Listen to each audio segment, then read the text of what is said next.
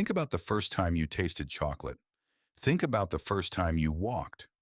Think about the moment someone taught you your own name. You can't. None of it is there. And that should terrify you a little because for the first 2 or 3 years of your life, you were awake, aware, and learning faster than you ever will again. So where did it all go? You weren't asleep.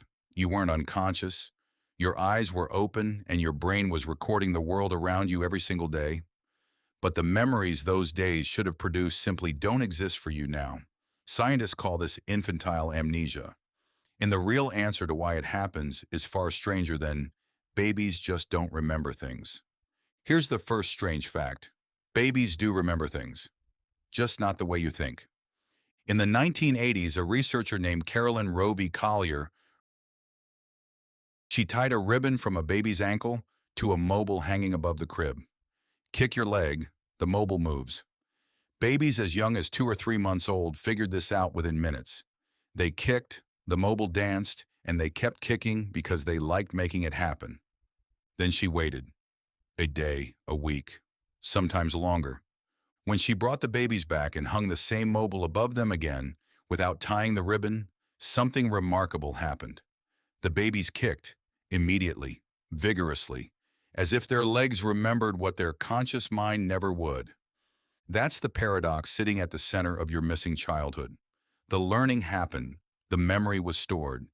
It just wasn't stored in the part of your brain that narrates your life back to you. To understand why, you need to understand that memory isn't one single thing. It's several different systems living inside your skull, and they don't all come online at the same time. There's procedural memory, the kind that lets you ride a bike or tie your shoes without thinking about it.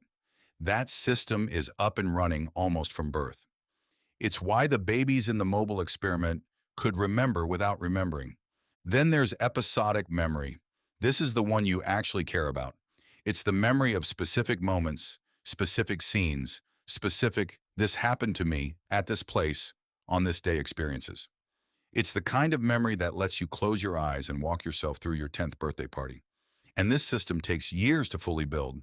Why the delay?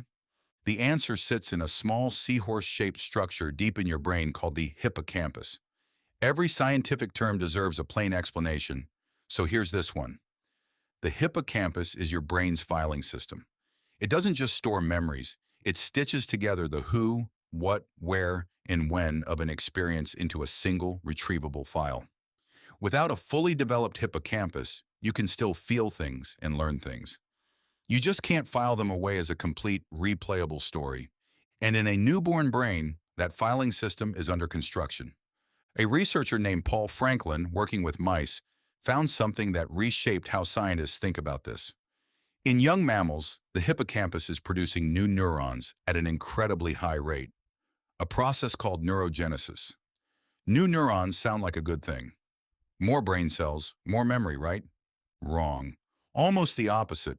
Franklin's research suggested that this flood of new neurons actually disrupts the existing circuits in the hippocampus, and more like renovating a library while it's still open. Shelves get moved, files get reorganized. Some things that were placed on those shelves simply can't be found again once the renovation is done. As neurogenesis slows down later in childhood, memories finally start to stick. So the same biological process that helps your brain grow and adapt fastest early in life is the very process erasing the memories that growth should have produced. Isn't that strange? The tool built for learning may be the thing quietly wiping the whiteboard clean behind you. There's a second piece to this puzzle, and it has nothing to do with neurons. It has to do with language. A researcher named Patricia Bauer has spent decades studying how children form and lose early memories. Her work points to something surprising. Kids under 3 or 4 don't yet have the language skills to encode and experience the way you encode memories now, as a story with a beginning, middle, and end. You need words to build a narrative. You need a narrative to store something as an episodic memory you can return to later. Watch a 2-year-old point at a dog and say, dog. Now watch a 6-year-old say, the big brown dog chased me at the park and I was scared, but then it just wanted to play. One of those is a label. The other is a memory being built in real time, sentence by sentence. Before you had the words, You had the experience but not the file cabinet to store it in. There's also a third factor, one that has nothing to do with your brain's hardware at all, and everything to do with the people around you. Psychologists have found that children raised in households where parents talk elaborately about the past, asking questions like, "What did we see at the zoo? What happened next? How did that make you feel?" develop earlier and richer autobiographical memories than children raised without that kind of conversation. Memory, it turns out, isn't just something that happens inside your head.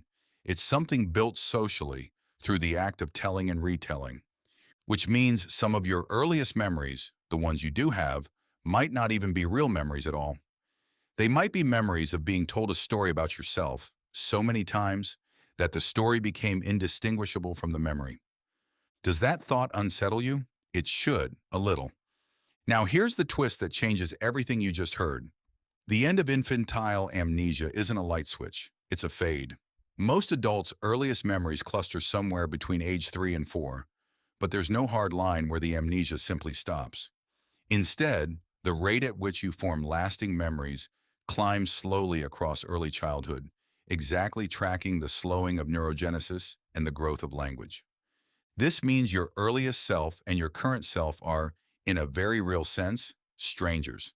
The person who learned to walk, who tasted their first food, who heard their name for the first time, built you, shaped the wiring in your skull that makes you who you are today. But that person left behind no diary you can read. Everything you know about your own infancy, you know secondhand.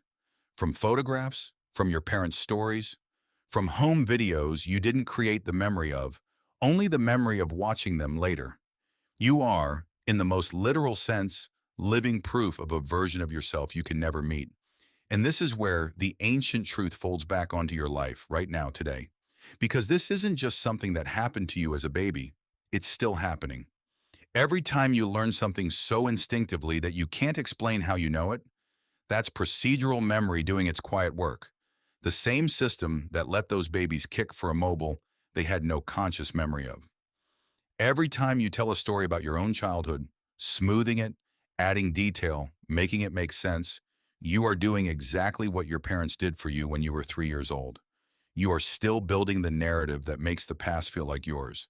So tonight, when someone asks you to tell them about yourself, about where you came from, notice what you're really doing. You're not reading a file, you're writing one, right now, in real time. The same way you always have since before you could even speak. Think about the first time you tasted chocolate. You still can't remember it. But somewhere in you, quietly, invisibly, it's still the reason you reach for it again. That's it for today. If this rewired how you think about your own childhood, hit subscribe, because your brain has a lot more secrets like this one still hiding in there.